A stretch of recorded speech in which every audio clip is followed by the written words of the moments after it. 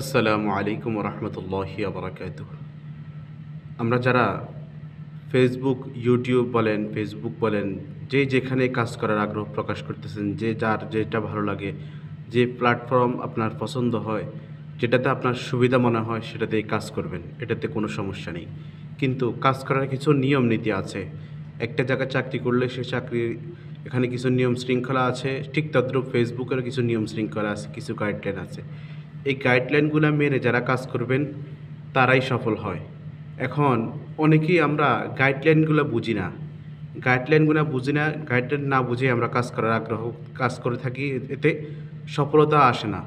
অনেক দিন ধরে কাজ করতেছি, কপি কন্টেন্ট তৈরি করতেছি, যা মন চায় তাই দিতেছি, ব্যাকগ্রাউন্ড মিউজিক দিতেছি, তারপরে সেনসিটিভ ভিডিও দিতেছি, যেগুলা ফেসবুক অ্যালাউ না, যেগুলো ফেসবুক সমর্থন করে না, এমন অনেক ভিডিও আমরা আপলোড করতেছি। অথচ আমরা এর নিয়ম কারণই বুঝি না।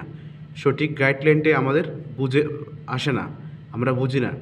এগুলো যদি না বুঝে কাজ করি তবে আমাদের সফলতা আসবে না। আগে আমাদেরকে সঠিক গাইডলাইন বুঝতে হবে।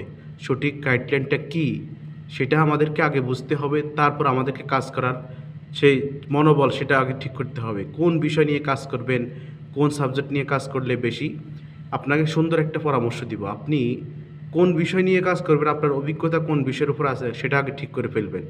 ঠিক করে এরপর আপনি ভাইরাল যে সমস্ত কন্টেন্টগুলো আছে, ভাইরাল বিষয়গুলো নিয়ে আলোচনা করবেন। মনে করেন এই যে এখন বর্তমান ইস্তেমার নিয়ে ঝামেলা চলতেছে, বা ইস্তেমার ময়দান নিয়ে দুনিয়া থেকে অনেকেই বিদায় নিয়েছে ঝামেলা করে, এই যে এগুলা নিয়ে আপনি কথা বলবেন। এরকম অনেক নতুন নতুন টপিক, ভাইরাল বিষয়গুলো নিয়ে যখনই আপনি আলোচনা করবেন, এইগুলা মানুষ চার্জ দেয়, বেশি বেশি খোঁজে। এগুলো যখন মানুষের সামনে আসবে তখন মানুষ আগ্রহ সহিত দেখবে। সুতরাং এগুলো নিয়ে আপনি ভিডিও বানান, এগুলো নিয়ে আপনি কন্টেন্ট তৈরি করুন। এরকম ভাইরাল বিষয়গুলো নিয়ে আলোচনা করলে আপনার রিচ এঙ্গেজমেন্ট বাড়বে বেশি, আপনার ফলোয়ার বাড়বে বেশি, আপনি দ্রুত সামনের দিকে এগিয়ে যেতে পারবেন। এবং ভাইরাল টপিকগুলো যুক্তিসঙ্গত হতে হবে, খেয়াল রাখবেন যুক্তিসঙ্গত হতে হবে, এবং কন্টেন্ট ভালো মানের হতে হবে, ভিডিও ভালো মানের হতে হবে, এবং যুক্তিতর্ক থাকতে হবে, সেখানে দলিলাদিল্লা থাকতে হবে। আপনি যুক্তি ছাড়া কথা বলে কোনো লাভ হবে না। সুতরাং যুক্তি দিয়ে, পরামর্শ দিয়ে এভাবে কাজ করে যান, দেখবেন সফলতা আপনারও আসবে। আর ফেসবুকের গাইডলাইনটা কী, ফেসবুকের সঠিক গাইডলাইনটা আপনি আগে বোঝার চেষ্টা করবেন, আগে বুঝে তারপর কাজ করার চেষ্টা করবেন। দেখবেন ইনশাআল্লাহ সফলতা বেশি দেরি হবে না, সফলতা অতি নিকটে চলে আসবে।